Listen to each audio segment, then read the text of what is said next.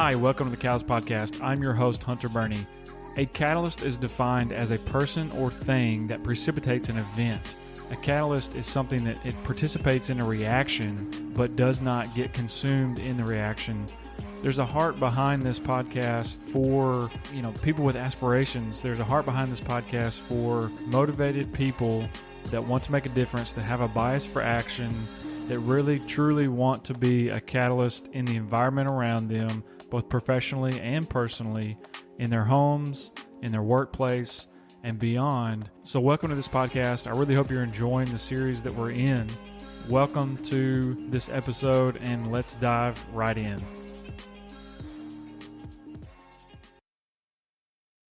So I want to pivot into our second segment here, and so we've set in this first segment, we set the foundation for really hearing, your journey of that first failed opportunity or adventure for the point of sale business, and specifically within like the restaurant industry, and the recovery from that, which is super interesting, and then a relatively quick acceleration through a number of businesses. As we kind of move forward in this discussion, I would love to hear specifically how the theme of against all odds, or really kind of in the face of adversity, what stands out? Because you've already shared some advice directly, and I appreciate that. But what stands out as the major takeaways for overcoming adversity as you move through these? And again, I appreciate that you've mentioned how it ties into the self-growth part of not just the professional development, but also personal development that's parallel with that. So if you can just kind of tie those together for us. Absolutely. Talk about like overcoming adversity, right? Mm-hmm. It's whether you're an entrepreneur or someone work for a corporate. Adversity is bound to happen. It's just going to happen. Just tell yourself that it is going to happen. So set the expectation. Mm-hmm. So when it happens, first of all, it's not shocking to your system. And then I actually have a 3-step framework that I can share to how I overcome adversity, right? Mm-hmm. I call it, a lot of people say, when life give you a lemon, you make lemonade out of that, right? Mm-hmm. I'm going to challenge the listener today to take one step further. Instead of thinking outside the box, think in a totally different box. So I call it, when life give you a lemonade, you know you're the lucky one. All right? It's a totally different approach. Yeah. So first step to that is this. When things happen and when adversity happen in, let's say you have different part of your area of your life, right?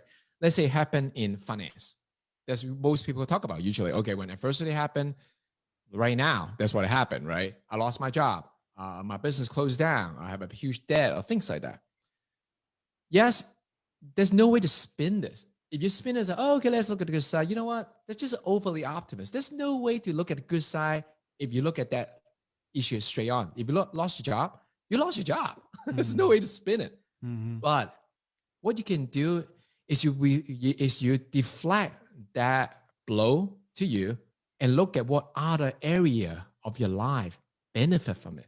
Mm-hmm. And that's how you turn this lemon to be a blessing. So in for example, you lost your job. Yes, you lost that job. The truth is, maybe open up your opportunity to be an entrepreneur. It may be to open up your opportunity to truly dig deep, to even think, did you even like that job? Mm. Is it a different opportunity that you always want to try? But because you have a financial stability and comfort, and now life forces you out of your comfort zone. Because you have two choices at that point, right? Three. You can sit and be a loser and mold for the rest of your life, which, I know you're not going to do that. Second, you find the different job, exact same for you. So, okay, nothing really changed, but you had to do something about it. Or third, which I'm just talking about, you deflect and look at different area, how you benefit. Maybe you can finally move, right? Maybe you hate a city. You can finally move out. You can finally, take a year off and take a pay cut to travel Europe. So when you accept it, yeah, it sucks. This happened to me in this area. Yes, acknowledge that. But then think about other area that you can benefit from it. Now you'll be amazed what really is going to take you on, right? So that's step number one. Step number two is you think about when things happen to you, think about first thing instead of like, oh man, it sucks. Because if you think it sucks because you're looking forward, I can no longer move forward with this, right? Let's say it is a job or business this time. Let's use a business example. Business taking a huge cut, 50% down in revenue, right? Oh, this sucks. Because you think it sucks, you think it's a negative thing. It's because you're looking at, oh, in the future, in tomorrow, I'm not going to make what I used to make. I'm not going to grow, right? Mm-hmm. That's very defeating. So instead of doing that, look at how far you have come to even allow you to lose that 50%. I'm sure you all start from zero. You have come so far that you even have a percentage to be lost. Yeah. Right? Like you even have, Right. you have built it so far. Look at what you could have done in the future. Look what you have already done from the past, from 0 to 10, 20, 30, whatever level you become. And then take gratitude on that. And then immediately acknowledge that you have achieved something, that you are not a loser. This is just a setback. Setback is not game over, right? It's a at that moment. If you choose to see it, discover it as a setback, then the next thing you can do is make a decision. What are you going to do with that setback? Maybe you can take my step number 1 to deflect that to a different area, or at that moment, become resourceful to get yourself out of that. So that's step number 2. Instead of looking forward of what I could have achieved because of the setback, no.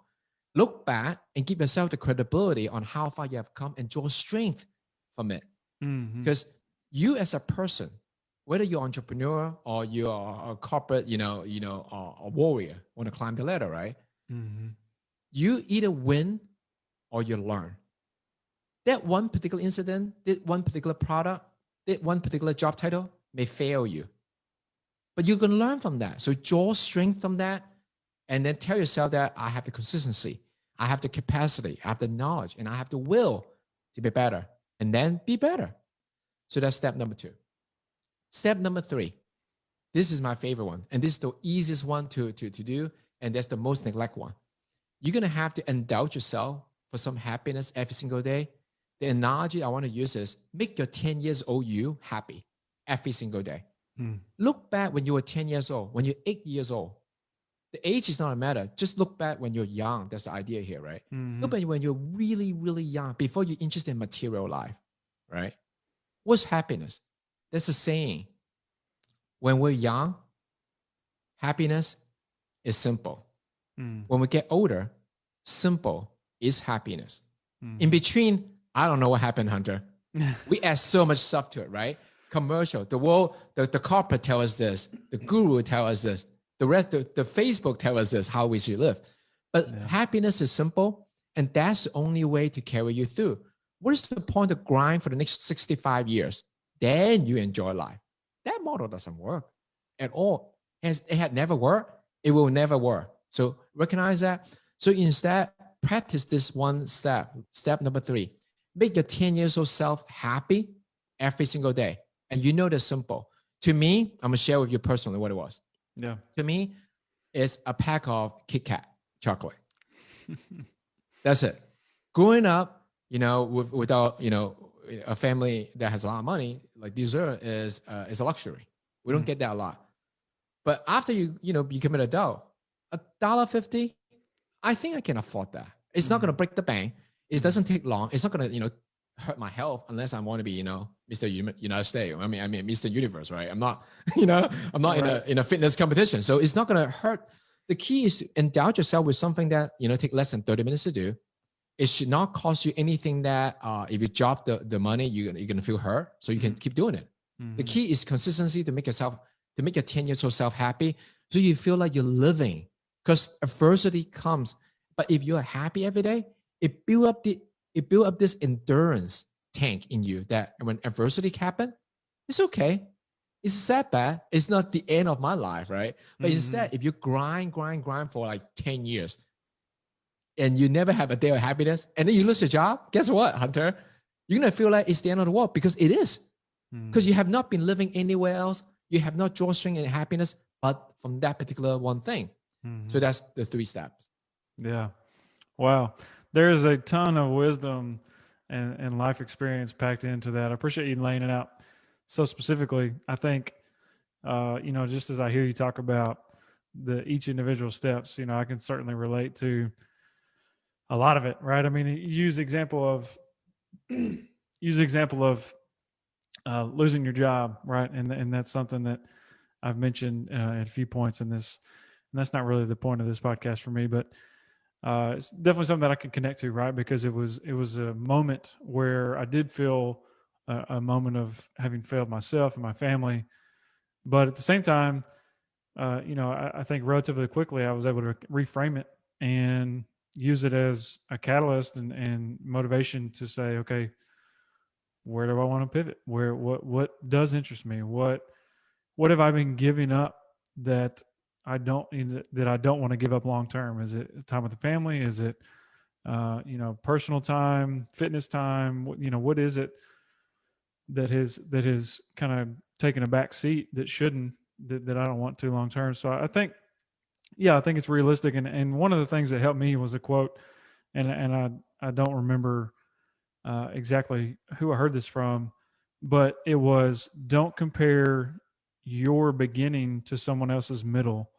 And there's a lot of good sayings like that, but that resonated with me because I was at a point of a new beginning, and I look at friends, I look at people on social media, I look at entrepreneurs that inspire me and things like that, and it was just kind of it gave me peace. It gave me just a sense of like, okay, I can take a deep breath and reset and refocus, make sure that I'm healthy, make sure that I'm becoming the best version of myself, and refocus my energy so that I can get on the right path, or go attack something that I've been wanting to do. So no, the way you laid that out is brilliant. I've never heard it that detailed, and I definitely appreciate your the energy and the clarity that you brought to that. I think goes a long way. Yeah, you're welcome. So just as we continue to talk about how things have evolved through your entrepreneurial journey and evolved into now your platform of being a quality of life coach, and really focusing on I think what I saw on your website was kind of like a balanced lifestyle, quality of life. I think there's a spiritual aspect of that. Can you just kind of talk to your current platform and where how you got to that point where you were really focusing on that as kind of a quality of life coach? Yeah, absolutely. I'm glad you asked the question. It really was a self awakening moment.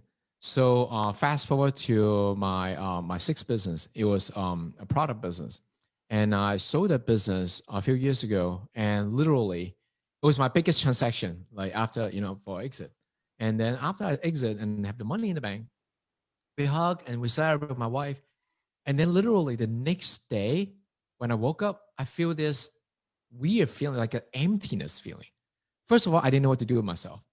That was the first time in my life I have absolutely no responsibility for work as a man. Work is feel like is important, right? That's our center sometimes. Mm-hmm. It feels like, okay, financially I have enough at that moment, to feel like to provide for my family.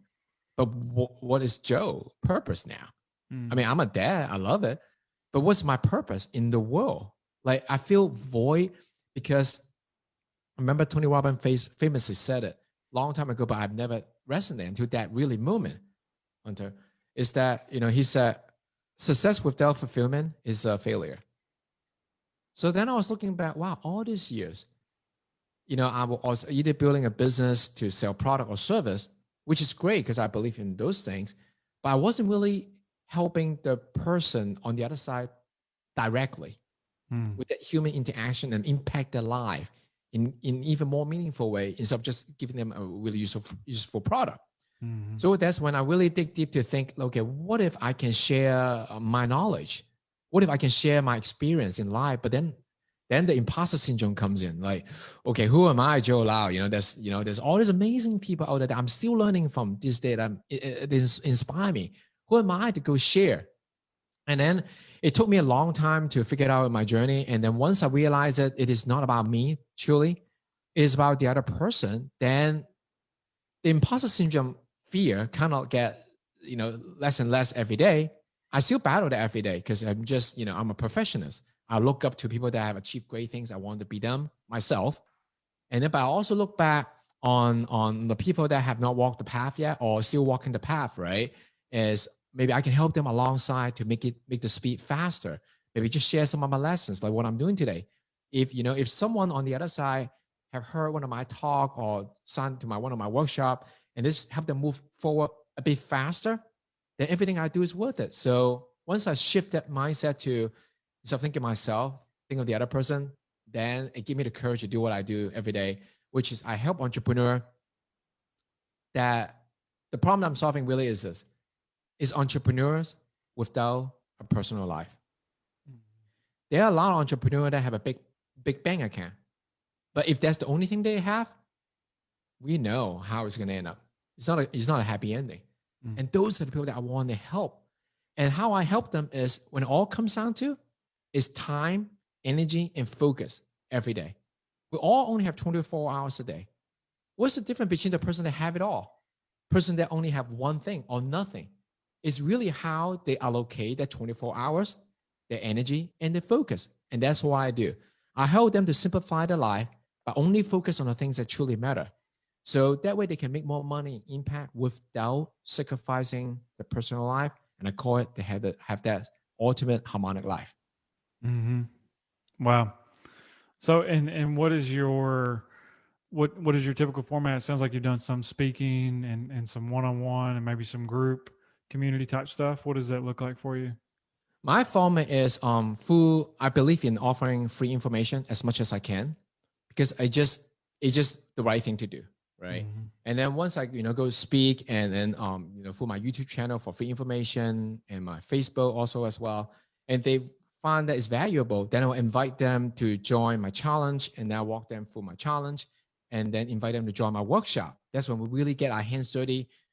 My workshop typically is 2 days workshop. What we do is I help the entrepreneur to get crystal clarity on who they are, what they want to achieve. So that way they would know there's no time to waste on the thing that doesn't matter. And then we're going to dive deep on how to really, instead of a huge to-do list, right? I love to say it. Everybody have a huge to-do list and make tiny impact. So after the workshop, instead of a huge list with tiny impact, he'll finish with a tiny list with make huge impact. It become an step-by-step action plan that I call a success list. Mm-hmm. And not only that, I help them to put this success list in the next 90 days calendar. So that become an action plan that would turn the dream to reality 90 days at a time.